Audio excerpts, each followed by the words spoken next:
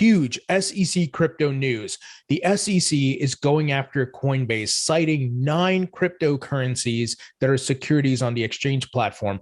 I think Coinbase is in the crosshairs of the SEC now, and there's insider trading at Coinbase that is being investigated as well, and someone who actually has been arrested. And we're going to talk about a congressman that sent a letter to Gary Gensler and the SEC regarding their lack of clarity and enforcement. And we have a commissioner at the CFTC calling out the SEC and their lack of clarity and draconian laws. And Ripple's CEO weighs in on this as well. And Elon Musk and Tesla have sold 75% of their Bitcoin. What does this mean for Bitcoin and the rest of the market? So we're going to talk about this and much more. Let's break it down.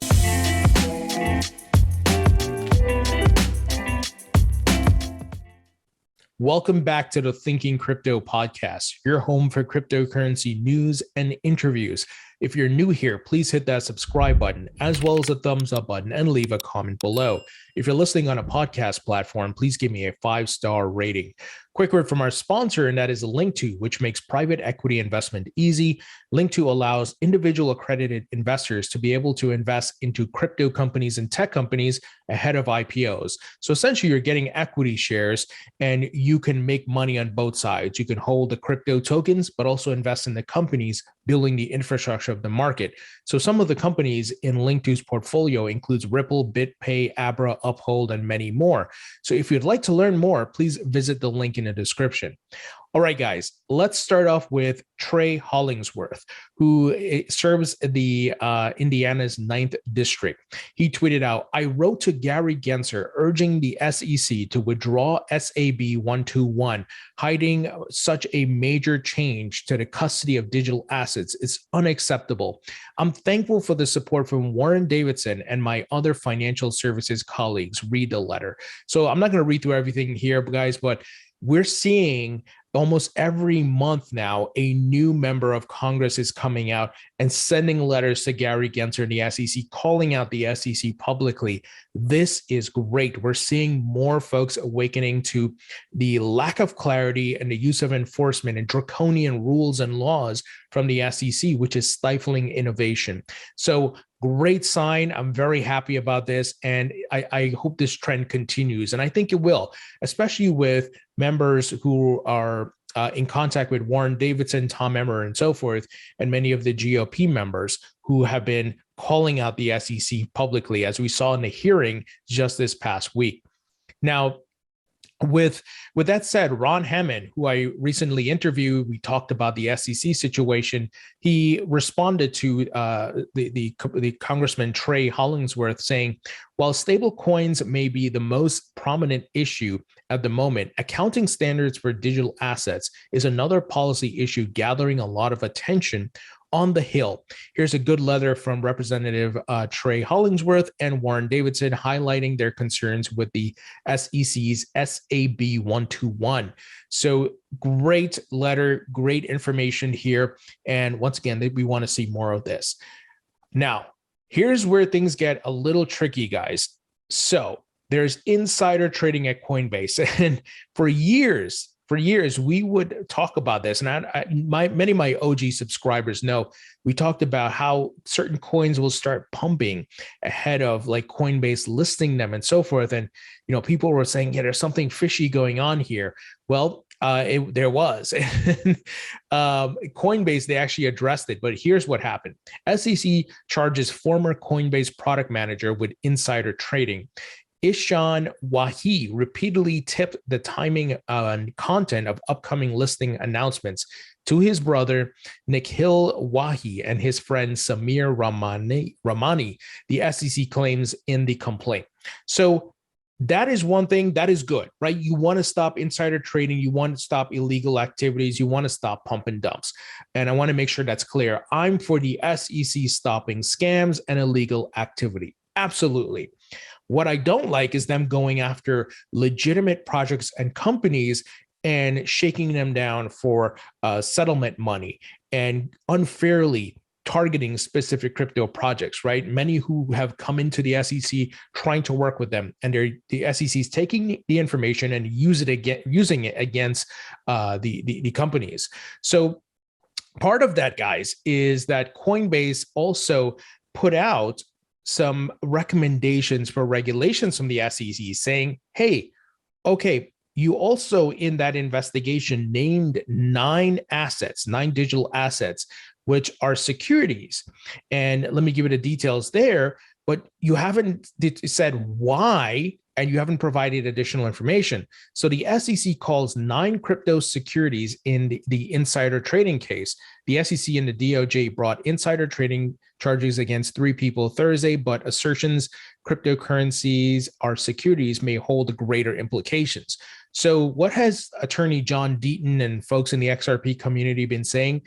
Gensler is not stopping at Ripple. He's going to go after other crypto companies. We saw what he did to BlockFi, $100 million, right? He's going to go after exchanges. We saw they blocked Coinbase lending, where Brian Armstrong, CEO of Coinbase, tweeted out the SEC has been acting shady. So now they're about to maybe sue these exchanges saying, hey, you're listing securities. And obviously, they don't even give you a heads up, right? It's unbelievable what's happening. So while the SEC has identified cryptocurrencies as securities in the past, typically it did so in enforcement actions or settlements with the issuer. But Thursday's complaint is the first time the SEC identified several cryptocurrencies as securities without charging the issuers, or for that matter, the exchange listing the so-called securities. The tokens listed were Flex's AMP, RLY, DDX, XYO, RGT, LCX, POWR, DFX, and KROM. Some of these tokens I personally have not even heard of. So this is what's happening. And it says here the SEC declined to comment when sent a detailed set of questions about whether Thursday's action was a precedent for how it would identify crypto assets it sees as securities, whether it intended to bring enforcement actions against crypto issuers behind these assets identified in Thursday's action, whether it will bring charges against exchanges listing these assets, and whether it would penalize Coinbase for listing these assets. So Coinbase, their head of crypto policy, their chief policy officer, who was formerly at Goldman Sachs, he put out a full article today and titled it, "The Crypto Securities Market is Waiting to be Unlocked, but First We Need Workable Rules." The SEC has made this thing so muddy. There's full of ambiguity. No one knows what to do. And they can't use the Howey test, which was from 1930. We need one for digital assets and crypto, which exists on global blockchain networks. Many of those networks are decentralized. So the TLDR here of what they put together, I'm not going to redo the whole thing. You guys can do that on your own time. But Coinbase filed a petition asking the SEC to begin rulemaking on digital asset securities. The existing rules for securities just do not work for digital assets. You can say that again. Here he says, our petition calls on the SEC to develop a workable regulatory framework for digital asset securities guided by formal procedures and a public notice and comment process, rather than through arbitrary enforcement or guidance developed behind closed doors. Where the hell have you been, Coinbase? They should have joined Ripple ever since they got blocked. Their lending product got blocked, but they were too chicken. Now that the target is on their back, now they're trying to come out and say, oh, we need the guidelines. Yeah, where the hell was this? It would have been better if they partnered with Ripple and LBRY and come together with these other folks, BlockFi. But, I guess they're going to be late to the party, but let's see what happens. And, Gensler's going to go after them, I think. And he knows Coinbase has deep pockets. So he's going to go try to hit them up maybe for 100 million, 200 million. Look what they did to BlockFi, right, guys? So you can imagine Gensler is sitting down at his table picking out which crypto companies, hey, these guys got a lot of money, let's go after them. And I think that's why Ripple was, one of the sacrificial lambs that was chosen as well. We know who they are. They got a lot of money. They're working with these folks and so on and so forth. So this is obviously nonsense what the SEC is doing. They need to put clear rules, then give people time to implement the rules. And you can say, hey, you have 30 days to fix this. That's fine, as long as they know what to do. But we know Goldman Gary, he hasn't been doing that. He doesn't want to give clear rules. He wants to make it ambiguous and go around shaking down companies and grabbing that settlement money. And who knows where that money is going, right? It could be going, some of it to his pockets. Who knows? We don't have that transparency. So this thing is a mess, but good to see Coinbase stepping up. But I think they're a little bit too late to the party. They should have partnered with Ripple and these other companies to fight back. And, Brian Armstrong today also talked about the insider trading. So you guys can check that out. Obviously, they arrested the guy and so forth, but just a lot to unpack here, guys. And obviously, Coinbase's chief policy officer, he went on Twitter and kind of outlined all the problems we've been talking about here on this channel, lack of clarity and so forth. Now, Jake Tversky of the Blockchain Association, he said the SEC alleges in today's complaint that 9 digital assets are securities, but don't explain their analysis for even one. See, ambiguity, muddy the waters as much as possible. They also don't sue the issuers or the exchange where the token's traded, the people with resources to fight back. They also didn't sue. They just went after one man and his family. It's hard to overstate what a mess this will be.